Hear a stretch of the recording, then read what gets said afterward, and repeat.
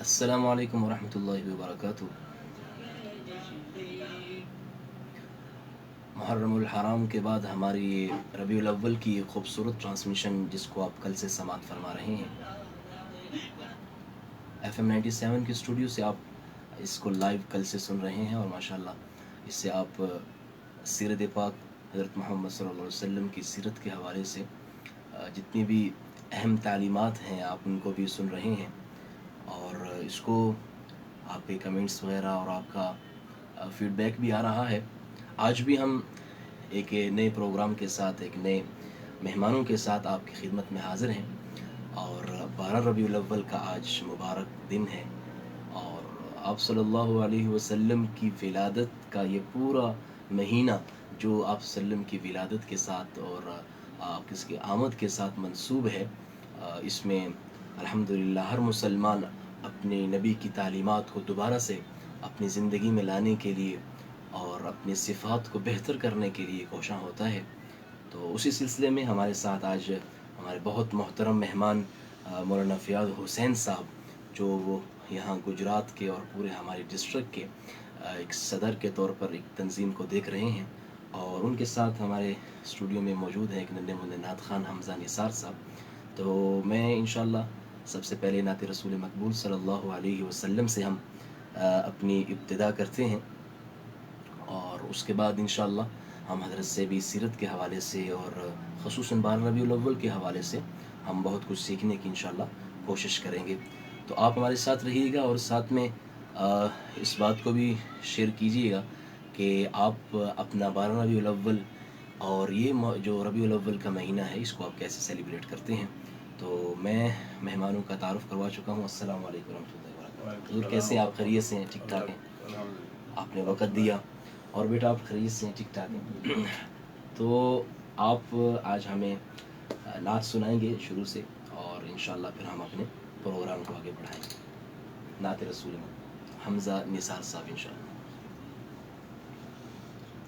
نبی کا لب پر جو ذکر ہے بے مثال آیا، کمال آیا۔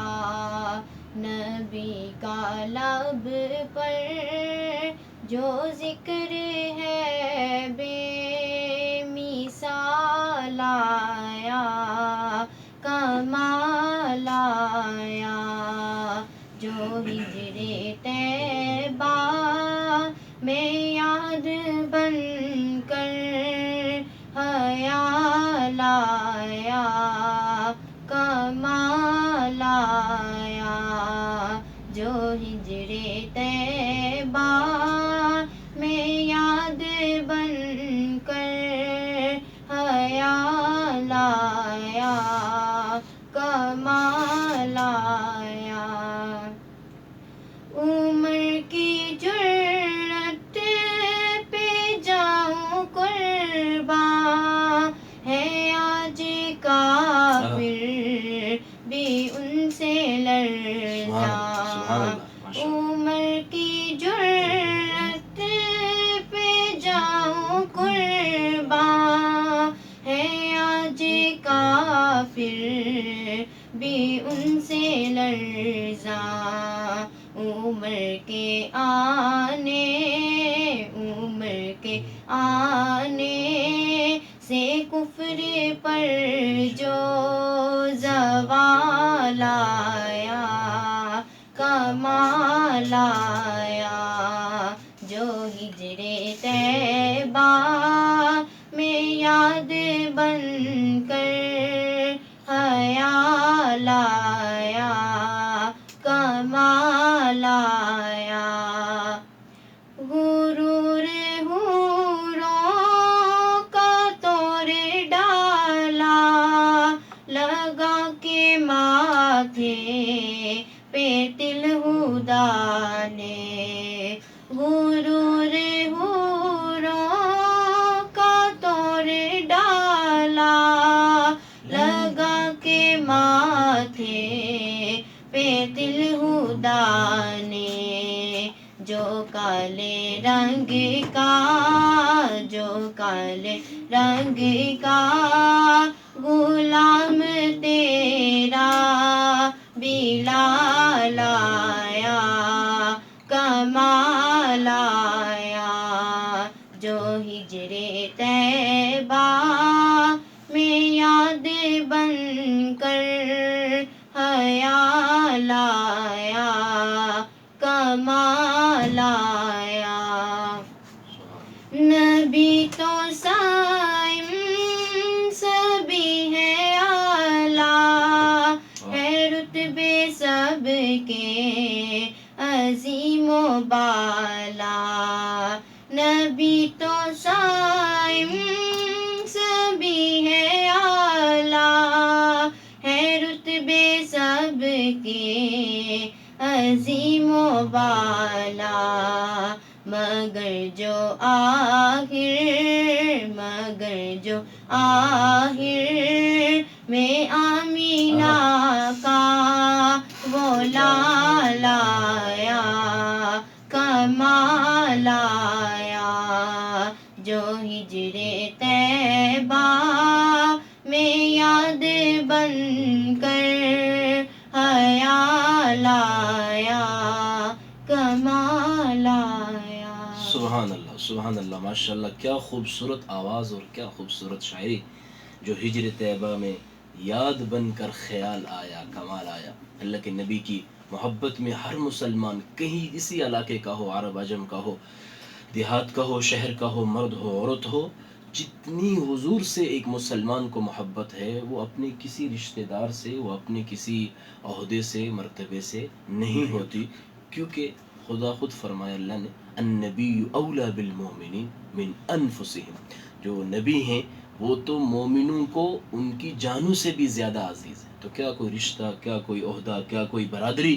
اللہ ہمیں اس آیت کو صحیح مصداق بن کر اس پر عمل کرنے کی توفیق نصیب فرمائے. ہمارے ساتھ قبلہ مولانا فیاض حسین صاحب موجود ہیں. ہماری خوش قسمتی ہے ایسے حضرات ہمارے اسٹوڈیو میں آنا، اور FM 97 کی ٹیم پوری ان کی شکر گزار ہے. حضور ربیع الاول کا یہ مقدس مطہر مہینہ چل رہا ہے، کیسے اس میں جو ہماری نسبتیں ہیں اور کیسے اس سے ہماری جو والہانہ محبتیں ہیں اس کو آپ کس نظر سے دیکھتے ہیں؟ اور خصوصی طور پر یہ جو ربیع الاول میں آپ صلی اللہ علیہ وسلم کی جو پیدائش کا جو ایک تذکرہ آتا ہے، تو چاہے اس کی کسی دن میں بھی ہو، کسی گھڑی میں بھی ہو، ہمارے لیے تو سارا ہی زمانہ اور سارا سال اور سارا جو ہے نا جب سے حضور تشریف لائے ہیں سارا ہی برکت والا ہے.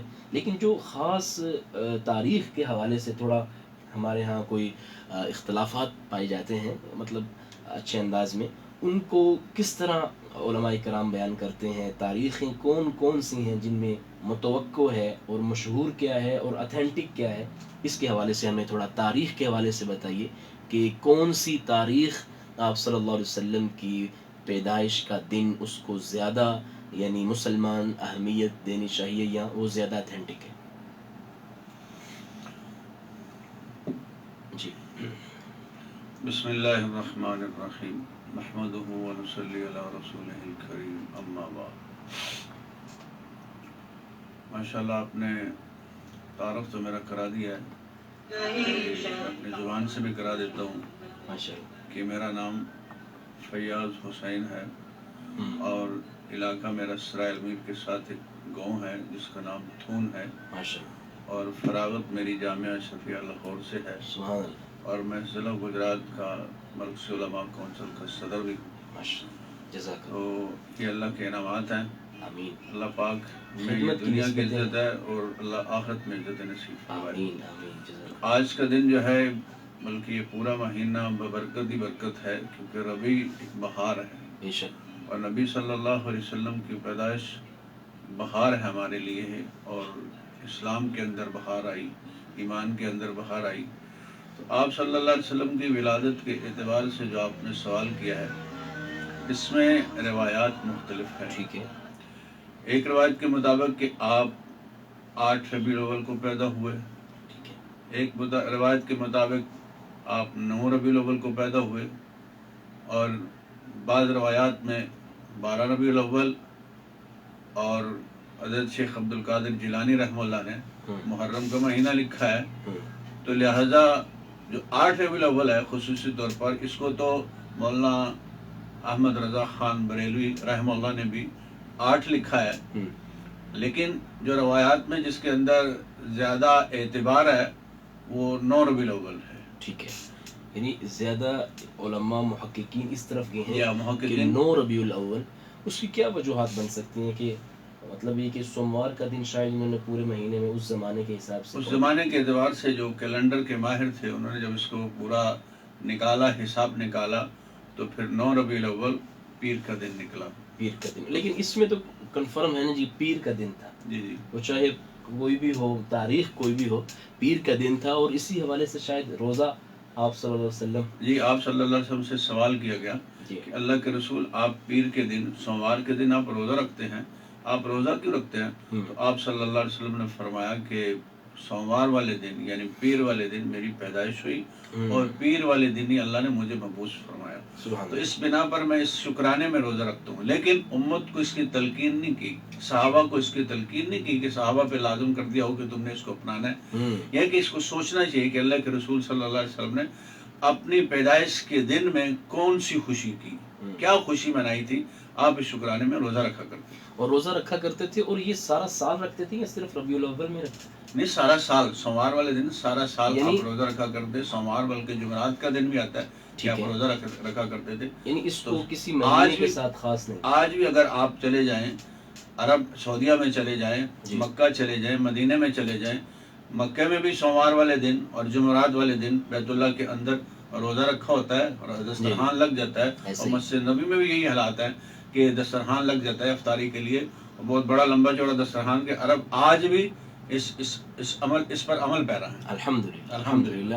اور یعنی آپ نے جیسے فرمایا کہ آپ صلی اللہ علیہ وسلم روزہ رکھا کرتے تھے، پوچھا گیا کہ آپ کیوں روزہ رکھتے، تو آپ نے اور وجوہات کے ساتھ یہ بھی فرمایا کہ میں اسی دن پیدا ہوا تھا، تو اسی وجہ سے میں یعنی اس دن روزہ رکھتا ہوں، لیکن یہ پورے سال پہ محیط ہے، یہ عمل کسی پورے سال پہ خاص مہینے پہ نہیں ہے، کسی خاص دن میں نہیں ہے، کسی خاص تاریخ کے ساتھ نہیں ہے، بلکہ پورے مہینے میں آپ پورا سال آپ صلی اللہ علیہ وسلم جمعرات کا اور اس کے ساتھ سوموار کا روزہ رکھا کرتے تھے۔ بڑی خوبصورت آپ نے جو ہے نا اس طرف ہمارا توجہ دلائی کہ ہمیں یعنی پورے سال جو اعمال ہیں وہ پورے سال کے لیے ہیں، کسی تاریخ کے ساتھ، کسی مہینے کے ساتھ خاص نہیں ہے۔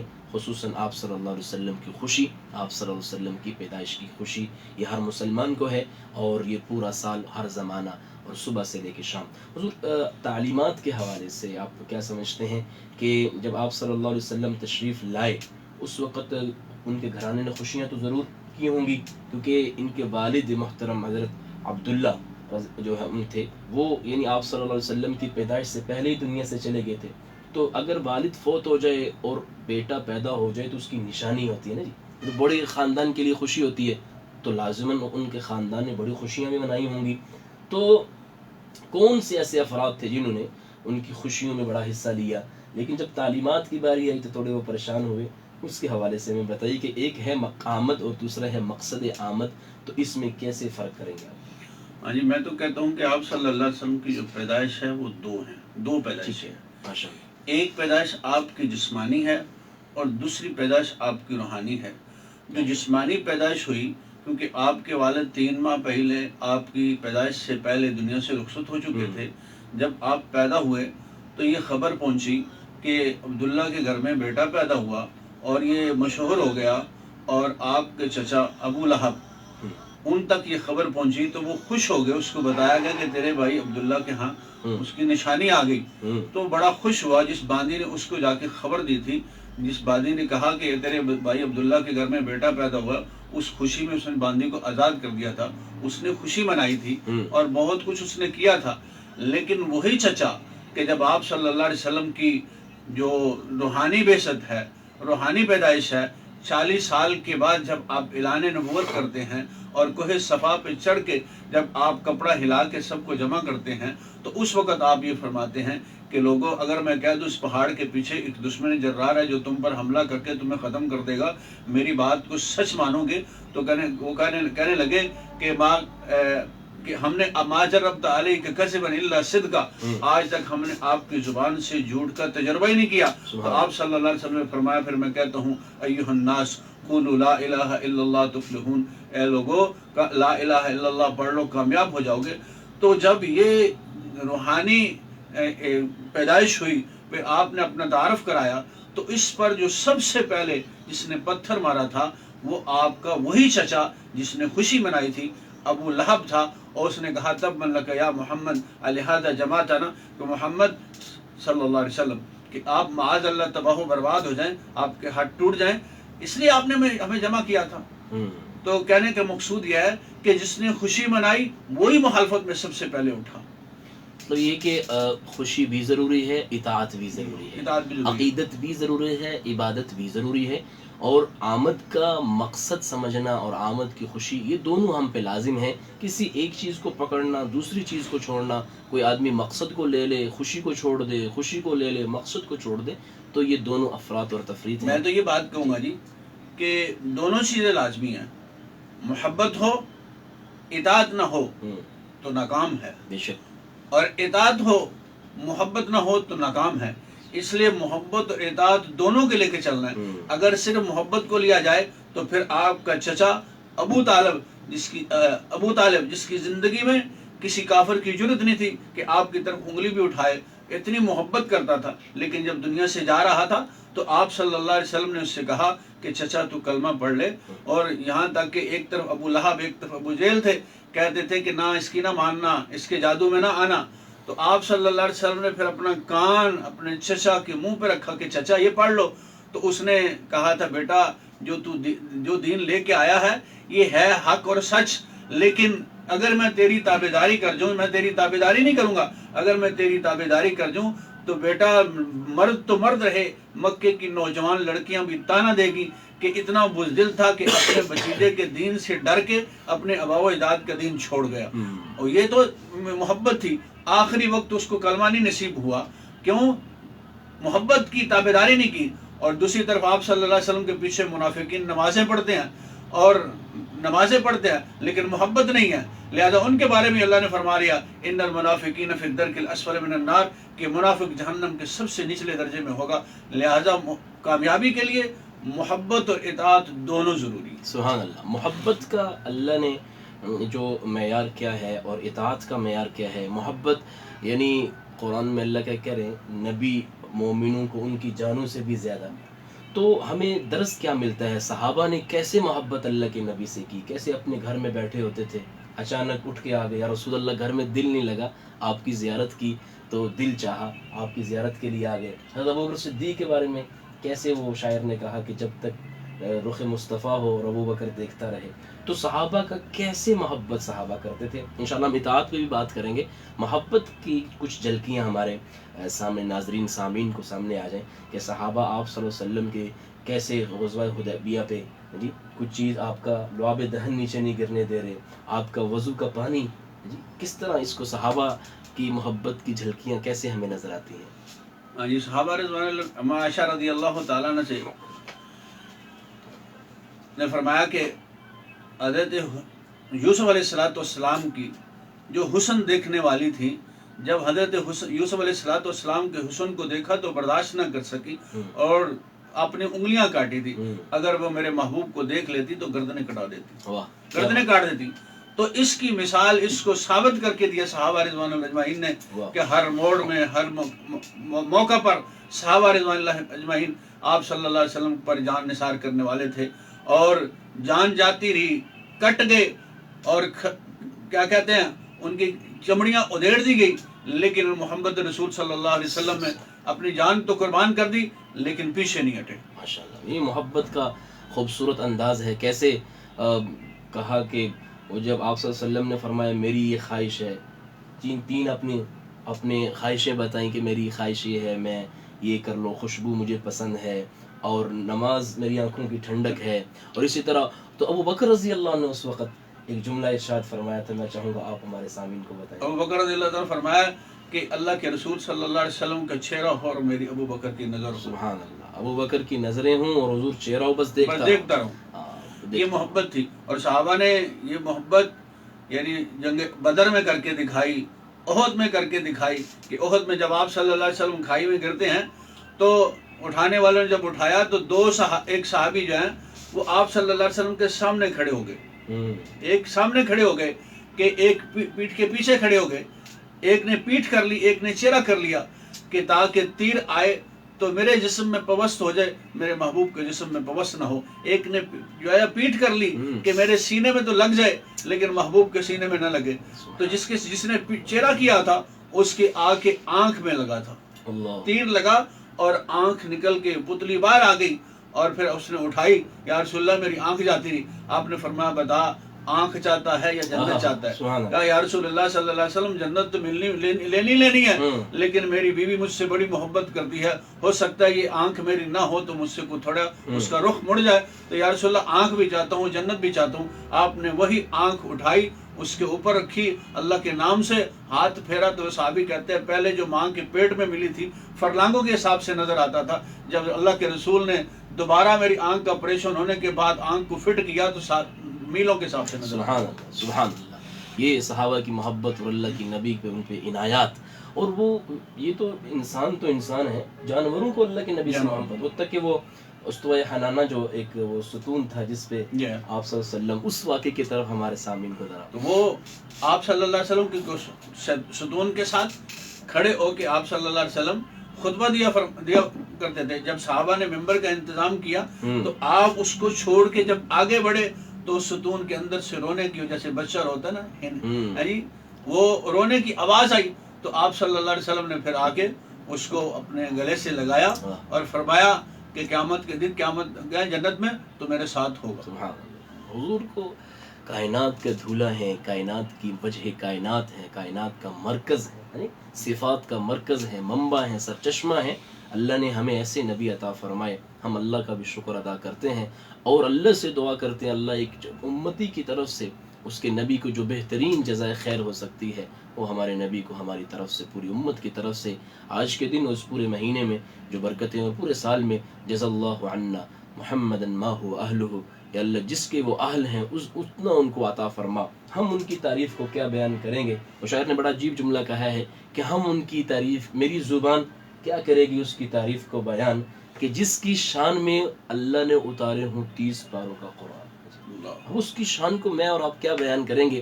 ہم تو جیسے آپ علماء سے سنا ہے کہ ہم تو اس مصر کی بڑھیا کی طرح ہیں جو اپنا صرف نام لکھوانے آئی ہے کہ ہمارا صرف نام آ جائے اللہ کے نبی کے مدح ثناؤں میں، اللہ کے نبی کی تعریف اور ثنا کرنے والوں میں، لیکن اس کے ساتھ ساتھ ہمیں جو نبی کا پیغام ہے، جو نبی کے کڑن ہے، جو رونا ہے، جو درد ہے، جو آہیں ہیں، ان کو بھی سننا ہے، ان کو بھی سمجھنا ہے۔ اس کے حوالے سے ابھی ہم بات کریں گے۔ اس سے پہلے ہم ایک چھوٹی سی نعت اگر آپ ہمیں سنا دیں کوئی ایسے حوالے سے تو انشاءاللہ پھر ہم حضرت صاحب کی طرف بھی آتی ہے، کوئی نعت چھوٹی سی ہمیں سنا دیں۔ اللہم صلی اللہ بلغ العلا بکمالہ، بلغ العلا بکمالہ، کشف الدجی بجمالہ، حسن جمیع حسانہ، صلو علیہ وآلہ، صلو علیہ وآلہ، جسے چاہا در پہ بلا لیا، جسے چاہا اپنا بنا لیا، جسے چاہا در پہ بلا لیا، جسے چاہا اپنا بنا لیا۔ یہ بڑے کرم کے ہیں فیصلے، یہ بڑے کرم کے ہیں فیصلے، برے نصیب کی بات ہے، صلو علیہ وآلہ، صلو علیہ وآلہ، صلو علیہ وآلہ۔ ماشاء اللہ۔ مجھے مت کہو یہ غریب ہے، مجھے مت کہو یہ غریب ہے، میرا سب سے اونچا نصیب ہے، میرے لب پہ ذکر حبیب ہے، میرے لب پہ ذکر حبیب ہے، میرا رب بھی آج قریب ہے، بالا العلا بکمالہ، کشف الدجی بجمالہ، حسن جمیع حسانہ، صلو علیہ وآلہ، صلو علیہ وآلہ۔ سبحان اللہ، صلو علیہ وآلہ، اللہم صلی علی محمد وعلی آل محمد۔ یہ صلو علیہ وآلہ اس کا خوبصورت پیغام اور ترجمہ کہ درود پڑھو اللہ پر، کہ نبی پر اور ان کی آل پر، اور درود پاک کے چند فضائل یہ بھی اطاعت میں آتے ہیں، یہ بھی آپ صلی اللہ علیہ وسلم کا ہم پہ حق ہے، ان کی اتنی ہمارے لیے رونا قربانیاں، ان کی وجہ سے دین ہم تک پہنچا، اللہ کو ہم نے پہچانا، جینے کا ڈھنگ سکھا کے گئے، مرنے کا ڈھنگ سکھا گئے، چلنا سکھا گئے، بیٹھنا سکھا گئے، کھانا پینا اٹھنا سب سکھا کر گئے ہیں۔ اللہ ہمیں اطاعت کی توفیق نصیب فرمائے۔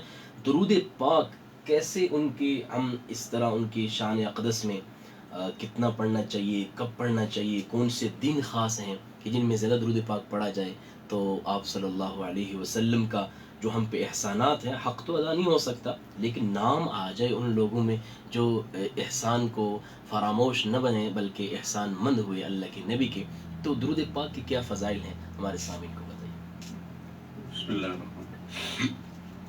ماشاء اللہ، درود پاک نبی پاک صلی اللہ علیہ وسلم کی ذات مبارک پر ہر امتی، ہر مسلمان کا فرض ہے اور لازم ہے، بلکہ اس کے لیے وقتوں کو مقرر نہیں ہے، ہر آن ہر گھڑی، بلکہ ایک صحابی نے عرض کیا، رسول اللہ میں کتنا پڑھوں؟ آپ نے فرمایا اور زیادہ پڑھو، میں اور اس سے آپ نے فرمایا اور زیادہ پڑھو۔ تو کیا یہ جس نے درود پڑھا، درود پڑھنا اللہ کے رسول صلی اللہ علیہ وسلم کی شفاعت کا ذریعہ ہے۔ سبحان اللہ، اللہ کے رسول صلی اللہ علیہ وسلم قیامت والے دن اس کی شفاعت فرمائیں گے، اور ایک دن کے اعتبار سے کہ جمعے والا دن جو ہے، اس دن ہمیں زیادہ درود شریف پڑھنا چاہیے، جمعے والے دن پڑھنا چاہیے، اور خصوصی طور پر عصر کی نماز کے بعد جو آپ صلی اللہ علیہ وسلم درود شریف جس کی فضیلت آئی ہے کہ اللہم صلی علی محمد النبی الامی وآلہ وبارک وسلم، 80 دفعہ پڑھے گا تو 80 سال کے گناہ معاف ہو جائیں گے۔ تو یہ معمولی سے تھوڑا سا وقت لگتا ہے اور اتنا سودا سستا ہے کہ اس سے سستا سودا ہوگا نہیں۔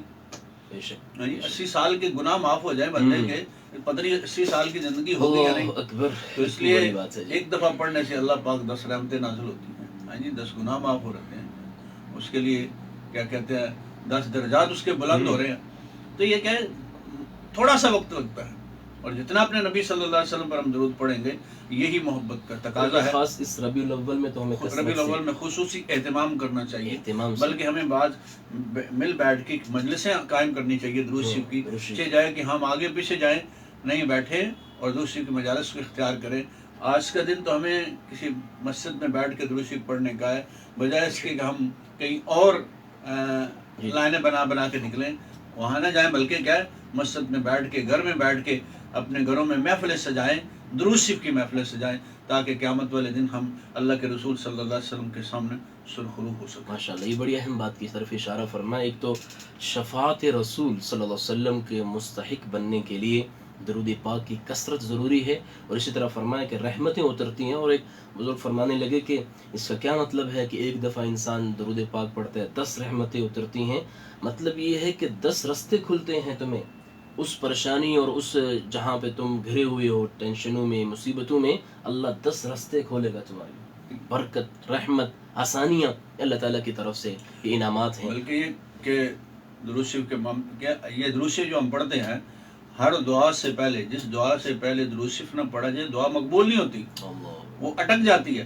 तो हजरत शीस अलैहिस्सलाम को हजरत आदम अलैहिस्सलाम ने वसीयत की थी कि बेटा कि जब भी तू किसी मुश्किल में फंस जाए, तुझे परेशानी लाहिक आए, तो मोहम्मद सल्लल्लाहु अलैहि वसल्लम की जात पे दुरूद पढ़ना, सुभान अल्लाह, उनका वास्ता दे लेना।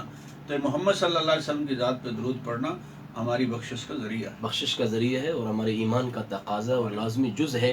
हमारे बहुत सारे खूबसूरत लिसनर, सामीन, नाजरीन हमें साथ देख रहे हैं और ख़ुसूसन हमारे भाई कलीमुल्लाह साहब, काफ़ी देर से मैं देख रहा हूँ कि हमारे साथ जुड़े हुए हैं और चल रहे हैं। और अल्लाह ताला इनको जज़ाए खैर अता फरमाए। जितने भी देख रहे हैं, ये जितने भी प्रोग्राम होते हैं ये सीरत के हवाले से, ये इसको शेयर करना, इसको आगे बढ़ाना, ये हमारी एक क्लिक पर और एक जो हमारे जो है ना बटन दबाने पे होता है। अल्लाह ताला इसकी तौफीक नसीब फरमाए। ये मुफ्त की नेकियां हैं, आगे बात पहुंचती है। दुरूद पाक के फ़ज़ाइल चल रहे हैं, अल्लाह के नबी के ख़ास तौर पे आज के दिन हमें कौन से अमाल करने चाहिए, तो इसके हवाले से हम उलमा से सीख रहे हैं और इंशाअल्लाह सीखते रहेंगे। हुज़ूर, इस हवाले से हमें थोड़ा बताइएगा कि इस्लाम ने खुसूसन कोई बात छुपाई नहीं हमें, यानी अल्लाह ताला ने दीन मुकम्मल दिया, आप सल्लल्लाहु अलैहि वसल्लम ने आगे मुकम्मल प्रैक्टिकल करके दिखाया, सहाबा ने पूरा लिया, पूरा उम्मत को दिया। कोई ऐसी नेकी मुमकिन है जो नेकी हो और सहाबा से छूट जाए? ऐसा मुमकिन है? नहीं, कोई मुमकिन नहीं। क्योंकि उनसे बड़ा आशिक कोई नहीं, उनसे बड़ा जन्नत का तलबगार कोई नहीं, उनसे बड़ा आखिरत पर नज़र रखने वाला कोई नहीं। क्या हो सकता है कि एक ऐसा दिन, एक ऐसी नेकी जो उस ज़माने में भी मुमकिन थी और इस ज़माने में भी है, हो सकती है, तो वो छोड़ दें और हम कर जाएं? ऐसा हो सकता? नहीं हो सकता। तो इसको थोड़ा बताइएगा कि मैं आज के दिन के एतबार से ही बात करना चाह रहा था। जी, कि ज़रूर। आज 12 रबीउल अव्वल है जी, और आज हर तरफ खुशी के लम्हात हैं। अच्छा। मैं इसी को कहता हूँ कि अगर ये 12 रबीउल अव्वल 1400 साल पीछे ले जाएं हम इसको, 1400 साल पीछे ले जाएं, जब 12 रबीउल मदीने में आया था तो क्या ऐसे ही था? आप सल्लल्लाहु अलैहि वसल्लम से दुनिया आज, क्योंकि आप सल्लल्लाहु अलैहि वसल्लम का दुनिया से रुखसत होना, आपकी वफात 12 रबीउल अव्वल को मुत्तफ़क़ुन अलैह, इसमें कोई इख्तिलाफ नहीं है। बल्कि हम छोटे थे तो हमारे बड़े कहा करते थे आज 12 वफाती है। अच्छा, आज 12 वफाती है, आज 12 वफात है। तो मतलब क्या था कि रसूलुल्लाह सल्लल्लाहु अलैहि वसल्लम इस दिन दुनिया से रुखसत हुए। 1400 साल पीछे लेके जाएं तो फिर जब नजर दौड़ाते हैं तो सहाबा की हालत क्या थी कि पता चला कि अल्लाह के रसूल दुनिया से रुखसत हो गए हैं, तो सहाबा दीवारों से टकरे मार रहे थे, जी पागलों की तरह जा रहे थे। कोई हज़रत उमर जैसे जर्रार जो आदिल बादशाह है, जिन्होंने पूरी दुनिया के अंदर अल्लाह के नबी सल्लल्लाहु अलैहि वसल्लम के बाद अगर उम्मत को इंसाफ दिया तो उमर ने दिया। उमर जैसे रज़ी अल्लाह तआला तलवार निकाल के कह रहे हैं, जो कहेगा मोहम्मद सल्लल्लाहु अलैहि वसल्लम दुनिया से रुखसत हो गए, वफात पा गए, मैं उसकी गर्दन उतार दूं। फर्ते जज्बात में कह रहे थे। हज़रत बिलाल हबशी रज़ी अल्लाह तआला ने वो क्या, वो पागलों की तरह दौड़ रहे हैं, और यहाँ तक कि जब आप दुनिया से रुखसत हो गए, आपको दफना दिया गया, तो फिर हज़रत बिलाल ने वो इलाका छोड़ दिया। 6 महीने के बाद अल्लाह के रसूल सल्लल्लाहु अलैहि वसल्लम की ज़ियारत हुई। आपने फरमाया, बिलाल ये क्या जफा है, क्या बेवफाई है कि मिलते ही नहीं, मिलने को नहीं आते। तो फौरन सवारी इख्तियार की और मदीने पहुंचे, आपके घरों के हुजरों के अंदर गए, आपको तलाश किया, मस्जिद नबी के अंदर तलाश किया, आप न मिले। फिर आपके रोज़े पे पहुंचे, आप कब्र पे पहुंचे और गश खा के गिर गए, बेहोश हो गए। ये सहाबा की मोहब्बत थी और ये इश्क था। हज़रत बिलाल आपको दुनिया में न देखकर हज़रत बिलाल बर्दाश्त नहीं कर रहे, और थोड़ी देर के बाद सहाबा को पता चला कि मुअज्जिन रसूल आए हैं। तो औरतों को पता चला कि मुअज्जिन रसूल आए हैं, तो उन्हें समझा शायद अल्लाह के रसूल भी आगे होंगे, और सारे घरों से दौड़ते निकल आए। फिर हज़रत कहा गया कि अजान, कहते मैं अजान नहीं पढ़ूंगा, मैं अजान नहीं पढ़ूंगा, क्योंकि जिनकी अजान पढ़ता था अशहदु अन्ना मुहम्मद रसूलुल्लाह, आज वो मेरी आंखों के सामने नहीं है। तो फिर ये कहा गया हसनैन से सिफारिश करवाइए। हज़रत हसनैन ने अर्ज़ किया آگے درخواست کی کہ چچا اذان پڑھو. جب حضرت حسین کی بات کو رد نہیں کر سکتے تھے، اذان پڑھنا شروع کی.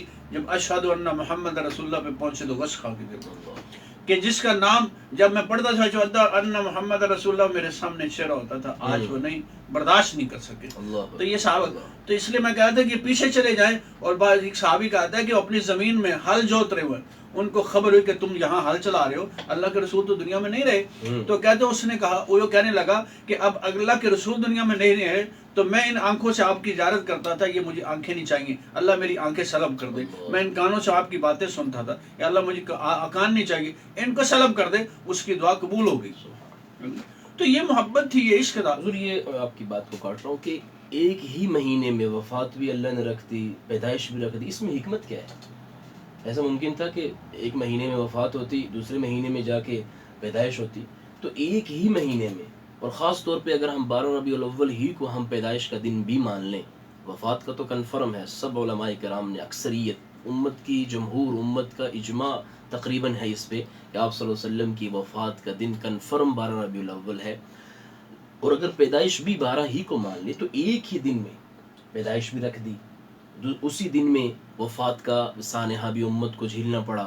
تو اس کی کیا وجہ ہے کہ اگر کوئی آدمی فرط جذبات میں آ کے بہت کچھ کرنا چاہے تو اس کو وفات نظر آ جائے؟ جی وہی نا جی، کہ مثال کے طور پہ میں اپنے بچوں سے کہتا ہوں کہ بیٹا دیکھ لو، مثال کے طور پر آج کی تاریخ ہے، آج 19 ہے جی، اور ربیع الاول کی 12 ہے. ٹھیک ہے. اگر میری پیدائش آج 19 تاریخ کو ہوتی ہے تو سال ہر سال ہر تاریخ کو میرے بچے خوش ہوتے ہیں کہ آج ہمارے باپ کی سالگرہ ہے، ٹھیک ہے، برتھ ڈے، خوشی منا رہے ہیں. ٹھیک. اور عین 14 ابھی آئی ہے، 19 آتی ہے تو پتہ چلتا ہے صبح میں دنیا سے رخصت ہو جاتا ہوں. تو میں یہ سوال کرتا ہوں کہ بتاؤ کہ میری اولاد کیا کرے گی؟ یعنی ایک ہی دن، ایک ہی دن، وفات کا بھی وہی دن ہو، پیدائش کا بھی وہی دن ہو، تو اولاد کیا کرے گی اس دن؟ اپنے والدین کے حوالے سے خوشی منائے گی، وہ اس کی پیدائش کو سامنے رکھ کے، یا غم کرے گی، ماتم کرے گی وفات کو سامنے رکھ کر؟ تو اس میں کیا ایک مسلمان کا کیا رویہ ہونا چاہیے؟ وفات بھی سامنے ہے، پیدائش بھی سامنے ہے، خوشی تو منانا چاہتے ہیں لیکن وفات کا بھی سانحہ سامنے ہے. تو کیا اس پہ اسلام نے ہمیں کچھ شکر یا صبر کی تلقین کی ہے، یا جشن اور ماتم کو کس طرح سے؟ اسلام نے تو صبر کی تلقین کی. ٹھیک ہے. جب حضرت عمر صبر نہیں کر رہے تھے تو حضرت ابوبکر صدیق رضی اللہ تعالیٰ نے آپ کے سینے پہ ہاتھ مارا. ابو کہ اے عمر، زمانہ جاہلی میں تو بڑے بہادر بنتے تھے، اب تمہیں کیا ہو گیا؟ اور کہہ رہے وما محمد رسول وما محمد الا رسول قد خلت من قبل رسل. حضرت عمر کہتے ہیں اس دن مجھے یہ آج سمجھ آئی کہ پتہ چلا آج اتری کہ کیا محمد صلی اللہ علیہ وسلم اللہ کے رسول تھے، اور رسول آئے، اس سے پہلے بھی رسول آئے، اپنی اپنی باری پہ چلے گئے، اور محمد صلی اللہ علیہ وسلم بھی چلے گئے. وما محمد الا رسول. اور محمد صلی اللہ علیہ وسلم جس رب کی عبادت کرتے تھے وہ رب حی قیوم ہے، وہ موجود ہے. اور محمد صلی اللہ علیہ وسلم کی ہم تو کیونکہ ما کان محمد ابا احد من رسالکم ولکن رسول اللہ و خاتم النبیین، آپ آخری نبی ہیں، آپ کے بعد نبوت کا دروازہ بند ہے. لہذا آپ رب نہیں ہیں، اللہ کے نبی ہیں، اللہ کے برگزیدہ ہیں. لہذا جس نبی کی وہ عبادت، جس نبی کے کلمے کو وہ لے کر آئے تھے، وہ رب آج بھی موجود ہے. لہذا ہم اسی رب کی عبادت کریں. سبحان اللہ. کیا خوبصورت شاعر نے کہا ہے کہ باد صبا میرا سلام یہ کہنا جا کر حضور کے روزے پہ باد صبا کہہ رہی ہے، اے باد صبا، ایک شاعر کا انداز ہے، اے باد صبا روزے پہ جا کے کہنا میرے سلام کے بعد کہ تیرے ہی نام کی دھن ہے خدا کے نام کے بعد. یعنی حضور کا ہی مرتبہ ہے، وہ بعد از خدا بزرگ توئی قصہ مختصر. لیکن ہمیں اطاعت پہ زیادہ، ہمیں اس طرف بھی جانا چاہیے، اطاعت کو بھی ماننا چاہیے. اللہ کے نبی کی محبت ہمیں اطاعت پہ کھڑا کرے، ایسی محبت، کیونکہ ان المحب لمن یحب مطیع، کہ جو محبت کرنے والا ہے اپنے محب کی مانتا ہے، یہ نشانی ہے. بیٹا کہہ رہا ہے باپ سے، ابا جی مجھے آپ سے بڑی محبت ہے. باپ کہتا ہے بیٹا ایک گلاس پانی کا مل سکتا ہے، بیمار ہوں، بستر سے نہیں اٹھ سکتا. تو بیٹا کہتا ہے نہیں یہ مشکل ہے، لیکن محبت بڑی ہے. تو اس کو عجیب بندہ سمجھتا ہے یار یہ کون سی چوری کھانے والی محبت ہے، یہ کون سی جو ہے نا نام نہاد نارو والی محبت ہے. صرف محبت نہیں بلکہ اطاعت اصل ہے، اطاعت ضروری ہے. وہ ایک بزرگ فرما رہے تھے، کہتے ہیں ہم چاہتے ہیں نا اللہ کے نبی، ہر مسلمان کا دل رہتا ہے جیسے صحابہ چاہتے تھے اللہ کے نبی ہمارے گھر آ جائے نا جی. آج بھی مسلمان کا چاہتے ہیں کہ ہمارے گھر اللہ کے نبی آئیں. تو انہوں نے کہا بتاؤ تمہارے گھر ایس قابل ہے کہ اللہ کے نبی آئیں؟ حضور یہ بڑی اہم بات. ٹی وی لگے ہوئے ہیں، تصویریں لٹکی ہوئی ہیں، ہے جی سورے دنیا کے نظام ہیں، لیکن کوئی ایک کمرہ بھی چھوٹا سا ہم نے متعین نہیں کیا ہوا کہ یہاں مسجد ہوگی. ایک گھر کے اندر بھی نا، گھر کے اندر بھی ایک چھوٹا سا کمرہ، چھوٹا سا سٹور ٹائپ چھوٹا سا، اس میں ہمیں ایسا بنانا چاہیے، کوئی ایسی نکر کمرے کی جہاں صرف مصلے بچھے ہوں، جہاں قرآن پڑھا ہوا ہو. یعنی ایک گھر میں چھوٹے سے، اللہ کے نبی ایک صحابی کا یا رسول اللہ ہمارے گھر آئے تشریف لائیں، اور یہاں پہ ہم نے چونکہ مصلی بنانا ہے، گھر کے اندر بھی صحابہ مصلی رات کو تہجد پڑھا کرتے تھے، عورتیں وہاں بیٹھ کے نماز پڑھتی تھیں، اعتکاف کرنے والی عورتیں وہاں اعتکاف کرتی تھیں، تو گھر کے اندر بھی صحابہ چھوٹی سی مسجد بنائیں اور اللہ کے نبی کو بلایا کہ یا رسول اللہ یہاں پہ آپ برکت کے لیے 2 نفل پڑھ دیں، آج کے بعد ہم یہاں پہ اپنی نمازیں پڑھا کریں، مسجد میں نفل فرض پڑھیں گے اور نفل گھر میں آ کے پڑھیں گے. میں یہ وہ کہنے لگے کہ کیا ممکن ہے ہمارے گھر میں کوئی ایسی جگہ ہے ہم بٹھا سکیں؟ اور پھر انہوں نے کہا حضور تشریف لائیں اور آپ کا چہرہ ہے اس قابل کہ حضور کے سامنے کھڑے ہو سکے؟ اگر تو ہے تو پھر تو شکر ادا کرنا چاہیے، اور اگر نہیں ہے تو ہمیں یہ نہ ہو کہ اللہ کے نبی ہمارا چہرہ جھکا ہوا ہو. وہ فرمانے لگے محبت اور عظمت میں جھکا ہونا چاہیے، شرم و ندامت کی وجہ سے تو نہ جھکا ہوا، کہ ہم نبی کے چہرے جیسا چہرہ بھی نہ بنا سکے. اپنے گھر میں قرآن بھی ہم ایسی یعنی کوئی اس کی ترتیب نہ بنا سکے، ہم اپنے گھر میں مصلی بھی نہ بچھا سکے. کوئی ایسا موبائل نہیں ہوگا گھر میں کہ جس پہ دھول جمی ہو. کتابیں قرآن کئی ایسے پڑھی ہوں گی جن پہ دھول جمی ہو. پورے گھر میں ایک موبائل بھی ایسا نہیں ہوگا جس پہ دھول جم جو اس کو ٹھیک کروایا جاتا ہے، اس کو کام میں لایا جاتا ہے، اس سے ساتھ وابستگی ہے. اور قرآن جی پریشان ہوتا ہے. اور قرآن جو ہماری کامیابی کا ضامن ہے، وہ بیچارہ پڑا ہوا ہے، وہ چھتی پہ پڑا ہوا ہے جی، اس پہ دھول جمی ہوئی ہے. اب اس گھر میں بھی کہتے ہیں برکت کیوں نہیں ہو رہی، رحمت کیوں نہیں ہو رہی؟ نبی جو قرآن لے کے آئے، اور قرآن قیامت کے دن اسی نبی سے جس کی شفاعت کے لیے میں اور آپ منتظر ہیں اور ہم مانتے ہیں، یہ نبی قیامت کے دن اللہ کہہ رہے ہیں 19ویں پارے پہلے صفحے پہ کہ رسول کہیں گے اے میرے اللہ یہ میری ہے وہ قوم جس نے میرے بعد قرآن کو چھوڑ دیا تھا. کیا جواب دیں گے؟ تو اس لیے حضور ہمارے جو حضرت تشریف لائے ہیں، بڑی خوبصورت انہوں نے ہمارے جو ہے نا چھوٹے چھوٹے نقطوں کی طرف اشارہ فرمایا، اور بڑے اہم اور بڑے ہمارے بنیادی جو ہے نا معاملات کی طرف. ایک تو فرمایا محبت اور اطاعت بیلنس کے ساتھ چلے. جو گاڑی ایک لائٹ والی ہوتی ہے شاید اس کو روڈ پر نہیں چلنے دیتے، 2 لائٹیں چاہیے، محبت بھی چاہیے، اطاعت بھی چاہیے. صرف اطاعت نہیں چلے گی. وہ منافقین کی مثال دی، نمازیں پڑھتے تھے حضور کے پیچھے لیکن اندر سے نہیں، محبت نہیں تھی، اللہ نے قبول نہیں کی. اور صرف محبت بھی نہیں چاہیے کہ دیگیں چڑھا دی ہیں اور لونڈیاں آزاد کر دی ہیں، لیکن اللہ کے نبی نے جب آنے کا مقصد بتایا یہ سب سے پہلا مخالف کھڑا ہو گیا. محبت بھی اتنی ضروری ہے، اطاعت بھی اتنی ضروری ہے. اللہ سے دعا ہے اللہ تعالی ہمیں ان دونوں چیزوں کو بیلنس رکھ کر چلنے کی توفیق نصیب فرمائے. ہمارے آج کے بڑے معزز مہمان مولانا فیاض حسین صاحب، بڑا انہوں نے خوبصورت، اور پورے علاقے میں ان کی بڑی کاوشیں اور محنتیں ہیں، پوری ایک ٹیم کو لے کر چل رہے ہیں. اللہ کے نبی کی سنتوں کی اہمیت اور صحابہ کرام رضی اللہ اجمعین اور اہل بیت اطہار کی محبت لوگوں کے دلوں میں اور ان کے صحیح جذبات کی ترجمانی کر رہے ہیں. اللہ ان کو جزائے خیر نصیب فرمائے. حضور آخر میں ایک خاص کو پیغام ہماری قوم کو ضرور دیجیے. جی آپ ابھی آپ فرما رہے تھے کہ صحابہ نے اپنے گھروں میں مصلی بنائے ہوئے تھے، نماز کے لیے جگہ مخصوص کی ہوئی تھی. الحمدللہ ثم الحمدللہ میں نے بھی اپنا گھر بنا کے اپنے جگہ مصلی بنایا ہوا ہے. سبحان اللہ. ایک کمرہ میں نے مخصوص کیا ہوا ہے جس کے اندر میں اور میرے بچے نماز اور تلاوت کرتے ہیں. حضرت میں آپ کی بات سے ایک آگے بات کر دوں. بعض علماء نے لکھا ہے کہ جن گھروں میں عورتیں اعتکاف بیٹھتی ہیں تو اگر انہوں نے پورا سال کوئی گھر کے اندر کوئی کونا کوئی کمرہ متعین نہیں کیا ہوا تھا نماز کے لیے تو وہ اعتکاف بھی نہیں بیٹھ سکتی، کیونکہ اعتکاف کی اصل جگہ ہے مسجد. عورتوں کے لیے چونکہ مسجد میں وہ پردے کا مسئلے ہیں اس وجہ سے وہ نہیں جا سکتی، لیکن گھر میں ایسا ماحول بننا چاہیے کہ مسجد کے مشابہ کوئی مصلی ہونا چاہیے، کوئی جگہ خاص متعین ہونی چاہیے. اور اس کا مطلب یہ نہیں کہ ایک جگہ متعین کر دیا وہ مسجد کا حکم ہے، بلکہ بدل بھی سکتے ہیں. آج اس کمرے میں بلکہ دوسرے کمرے میں بھی جا سکتے ہیں. لیکن اللہ آپ کو جزائے خیر دے، آپ نے پریکٹیکل ہمارے سامنے مثال بیٹھی ہے، اور الحمدللہ میں بھی گھر میں کوشش کرتا ہوں اس کو ایسا ہی کرنے کی. تو یہ میں نے ایک مسئلے کی طرف اشارہ کر دیا. آپ پیغام کوئی آخری ہمیں ہماری قوم کو خصوصاً ربیع الاول کے حوالے سے محبت اور اطاعت دونوں کو لے کر کیسے چلیں، اس لیے ہمیں کوئی آسان سا نسخہ بتا دیں، کوئی وظیفہ ہے وہ بتا دیں، کوئی تعویذ ہے وہ دے دیں، تاکہ ہم کریں کچھ نہ اور کام ہمارے سارے بن جائیں. یہ تو ہو نہیں سکتا جی، ہم کریں کچھ نہ اور کام ہو جائے، یہ نہیں ہو سکتا. کیونکہ کرنے سے ہوگا، اگر بغیر کیے ہوتا تو صحابہ کی گردنیں نہ کٹتی. وہ کتنے صحابہ جو ہے اپنی جانیں قربان کر گئے، کس لیے کر گئے؟ کہ کامیابی کے لیے. تو یہ کامیابی کے لیے کچھ کرنا پڑے گا.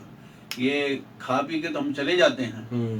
اکثر ہوتا ہے کہ ہم مسجد میں جمع ہوتے ہیں، بڑا بیان ہو رہا ہوتا ہے، مولانا صاحب بیان کر رہے ہوتے ہیں اور ایک طرف دیگیں بھی پڑی ہوتی ہیں، نظر ہماری دیگوں پر ہوتی ہے، اور جو ہی مولوی صاحب بیان ختم کرتے ہیں نماز اذان ہو جاتی ہے، بھائی نماز پڑھ لو. تو اذان ہوتے ہی جو چند نمازی ہیں وہ رہ جاتے ہیں اور باقی بھاگ جاتے ہیں. تو پھر میں کیا کہوں کہ اذان سنتے ہی بھاگتا کون ہے؟ ہم مسلمان ہیں، سوچے اس بات کو کہ اذان سن کے کون بھاگتا ہے؟ تو اذان کا لفظ سنتے ہی، اللہ اکبر کا نام آتے ہی شیطان نے بھاگنا ہوتا ہے. اور اتنی جب تک اذان چلتی رہتی ہے شیطان بھاگتا رہتا ہے، اس کی سپیڈ کم نہیں ہوتی، تیزی سے بھاگتا ہے.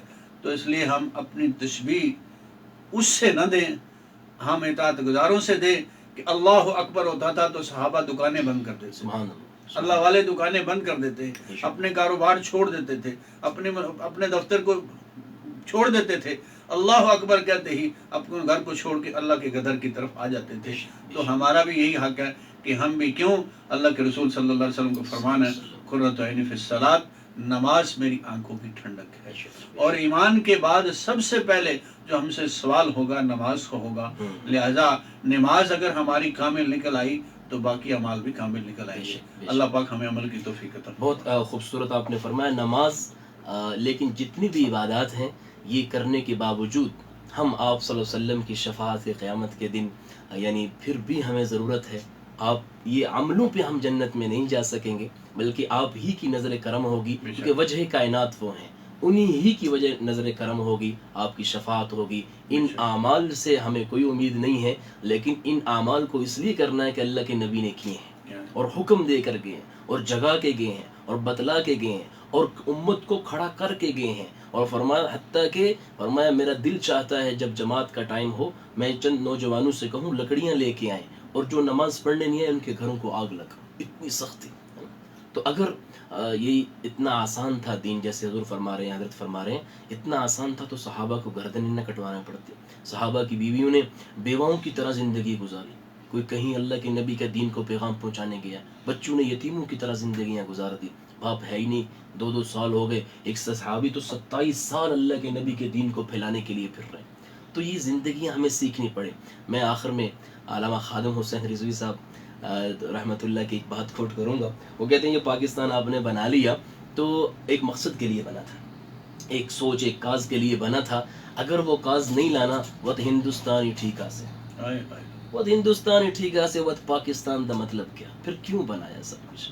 ہمارا یہ سارے جلسے کرنا، ہمارا یہ سارے انتظامات کرنا، رات کے تک صبح کی نماز بھی نہیں ہوتی، وقت سوئے رہتے تو کافی تھا، وقت جلسہ نہ ہی ہونا چاہیے، لیکن وقت ہندوستانی ٹھیکا سے. اگر پاکستان میں کچھ کرنا نہیں، اللہ ان کی قبروں کو منور فرمائے. وہ ایک سوچ ایک نظریہ دے کر گئے. اور لیکن الحمدللہ امت آج بھی کہتے ہیں ذرا نم ہو تو یہ مٹی بڑی زرخیز ہے ساقی. ہر ربیع الاول انشاءاللہ کسی ایک نہ ایک مسلمان کو، مجھے آپ کو، کسی نہ کسی کی انشاءاللہ ضرور اندر کی زندگی کو تبدیل کر کے جائے گا. اور اس ربیع الاول کو میں اور آپ نیت کریں، اس کو گلیوں سے گھما کر، اس کو بازاروں سے نکال کر اگلے مہینے کی طرف نہ جائیں، بلکہ اس ربیع الاول کو گھر لے کے جائیں.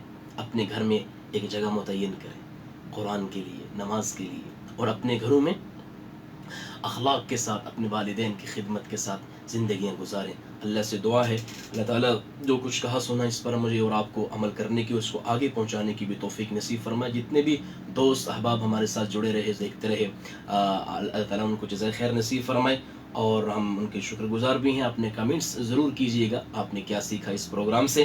میں اپنے معزز مہمان اور میرے چھوٹے نعت خان کے میں شکر گزار ہوں، انہوں نے وقت نکالا. ابھی انشاءاللہ آج پورا دن پروگرامات چلتے رہیں گے، آپ ضرور ان کو بھی سنیے گا. والسلام علیکم ورحمۃ اللہ وبرکاتہ.